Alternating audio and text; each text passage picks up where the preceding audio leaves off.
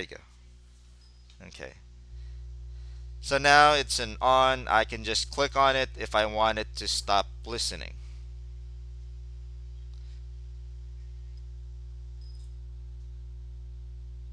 Okay. I think did any of you notice that it's sort of like it was listening, and there's that small field where it was capturing some of my dictation, so it sort of like shows you what's being captured as far as the dictations are.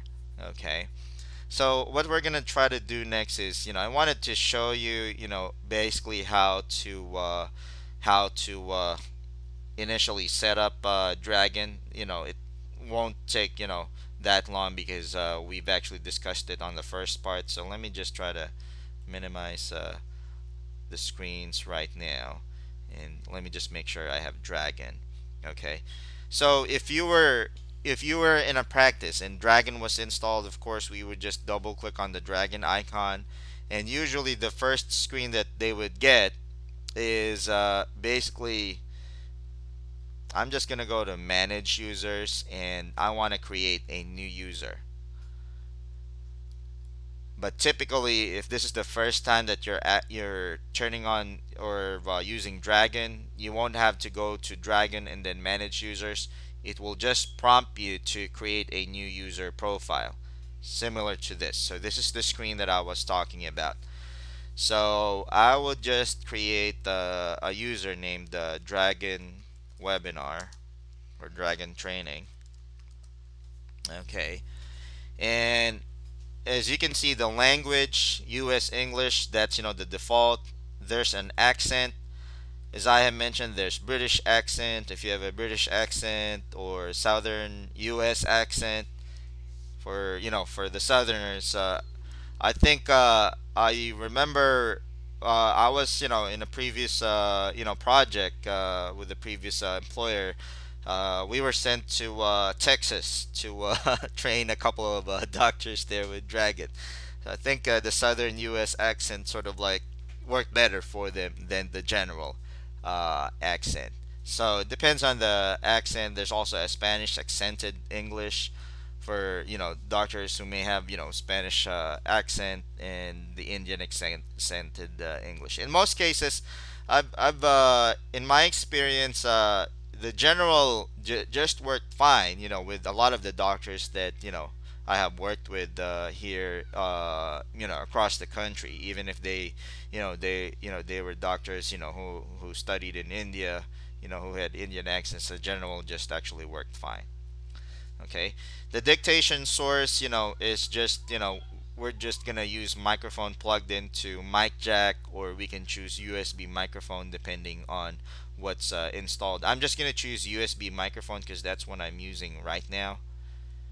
And for vocabulary, I can just choose general. We can just choose family medicine. I'm just gonna choose family medicine for now. Okay, and we're gonna just do the short training, and we're not gonna do the none. That's the usual recommendation, and we're gonna go ahead and click on next. It's gonna start to create the vocabulary, and this is where you would choose the wizard will ask you to choose what microphone. Because I have a Logitech USB headset, that's what I'm gonna choose. Again, for MFA, I think they were using an AK570 or something like that, which is usually the first option. So at this point, I will just click on next, and this is just a reminder to position your microphone properly. If you're using a handheld, if you're using a headset, the recommendation is to have the mouthpiece about 1 to 3 inches from your mouth. And this is the part where it's gonna do the start volume check. So basically, I'm just gonna read this first paragraph after I click on start volume check. In this step, the computer listens to the sound of your voice and adjusts the volume setting of your microphone. When the computer has finished adjusting the volume, it beeps to signal that the process is complete. So as you can see, it beeped and it stopped. It sort of like didn't show, but basically I'm just gonna go ahead and click on next. And similarly, I'm just going to read this after I click on Start Quality Check. In this step, the computer checks the audio input from your sound system. Having high quality audio input is very important for good speech recognition. Poor audio input will make it difficult or impossible for the program to recognize your speech accurately. Oh, so it says the sound level is too high. Maybe I was speaking too loud, but it actually passed, so I'm just going to go ahead and click on Next. So this is what we will have the doctors do. Basically, we will just walk them through this entire process. This is what's called, the Dragon training or the initial setup for them. So this is the part where we will ask them to click on Go and start reading whatever sentence or phrase is being shown on the screen. So I'm going to go ahead and click on Go at this point and say, "Welcome to General Training. Training is about to begin. Training is about to begin." So this is where we will choose, what type of text they would like to read for training. Now, I usually try to avoid the first three because these are not applicable for medical practices. So I would just advise them to choose the last three options. So I usually just choose medical reports because this pertains to medicine. And we're just going to go ahead and click on OK. And it will basically load and we can start reading from here. For this training, we would like you to read aloud for a few minutes while the computer listens to you and learns how you speak. When you have finished reading, we will make some adjustments and then you would be able to talk to your computer and see the words appear on your screen. You are about to read a number of sample medical reports from different medical specialties for this training session. All names and dates have of course been changed. Cardiac catheterization, consultation and procedure report. Patient name, Chris Mail. Referring physicians, Dr. Adams and Dr. Smith. History. The patient is a 72-year-old gentleman who has referred to us through the courtesy of Dr. Adams and Dr. Smith for cardiac catheterization. The patient has a long-standing history of diabetes mellitus. He presented to the medical center with unstable angina pectoris with transient anterior wall T-wave changes. He is now referred for cardiac catheterization. The patient has had no enzyme evidence of myocardial infarction. Procedure. The risks, benefits, and possible consequences of cardiac catheterization were discussed fully with the patient and accepted. The patient was pre-medicated with 25 milligrams of mepridine and 1 milligram of Versed intravenously for mild sedation. An IV of D5W was started in the patient's left forearm. The inguinal areas were prepped and draped in the usual sterile fashion. The right inguinal area was infiltrated with 2% xylocaine hydrochloride for local anesthesia. Using a modified Seldinger technique, the right femoral vein was entered and a 7 French USCI sheath was inserted and flushed. A 7 French Criticon catheter was inserted under fluoroscopic guidance into the right atrium. Intracardiac pressures were then recorded in a sequential fashion from the right atrium, right ventricle, pulmonary artery, and pulmonary capillary wedge position. A pullback was performed into the pulmonary artery. A blood sample was obtained for oximetry. A right heart pullback was then performed, and the catheter was positioned in the distal inferior vena cava. Attention was then turned to the right femoral artery using a similar modified Seldinger technique. The right femoral artery was entered and a 7 French USCI sheath was inserted and flushed. Over a UCI 145 cm .038 movable cord, 3 mm J wire, and a 7 French Cordis high flow JL4 catheter was inserted into the descending aorta.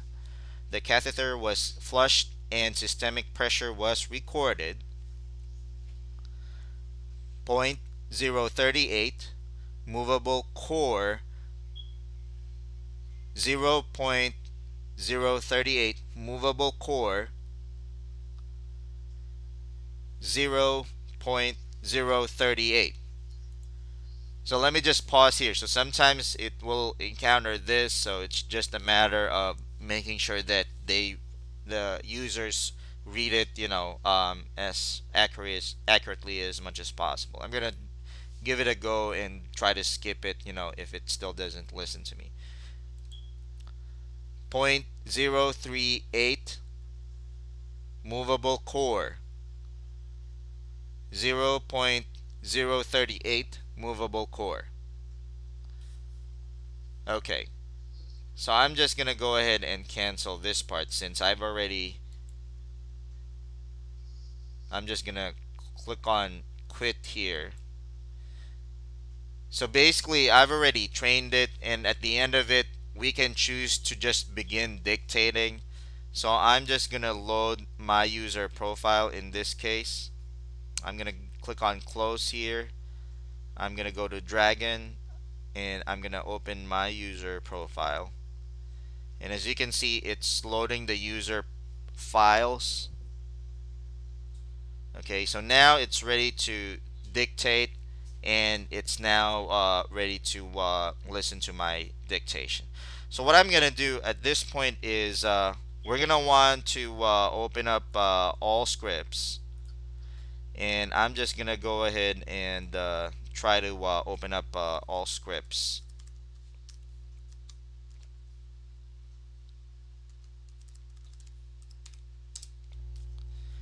And I'm gonna just try to go to a test patient, and or maybe I could just go to one of the notes that I've created, from yesterday's webinar. Basically, what happens is what we want to try to show the provider is that you can start dictating into the note. We usually just recommend giving them a printed copy of the cheat sheet of the basic commands, because we want to get them started with the dictations right away by showing them that they could dictate directly into the note authoring workspace.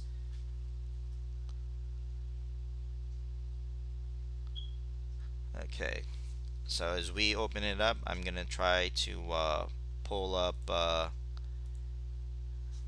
test admit patient. Okay, so we have test admit right now. We're gonna go to chart. I'm just gonna go into the note,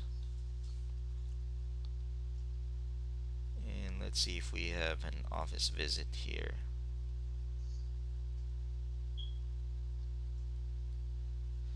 Well, we can probably start a new note for this. And we can just choose that encounter. Okay, so I'm just gonna choose, the follow-up visit, and we're gonna have that chest pain and constipation.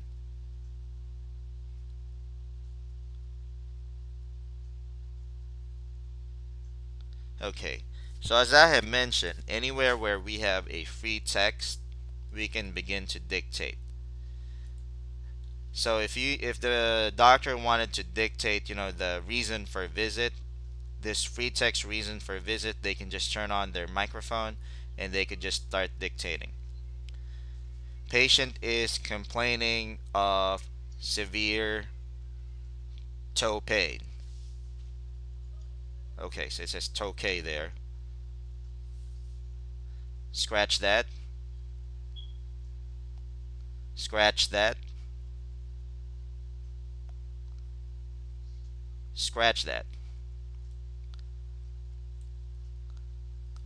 Yeah, I'm gonna turn it off. They could also just highlight it and just delete and turn it on. Severe toe pain.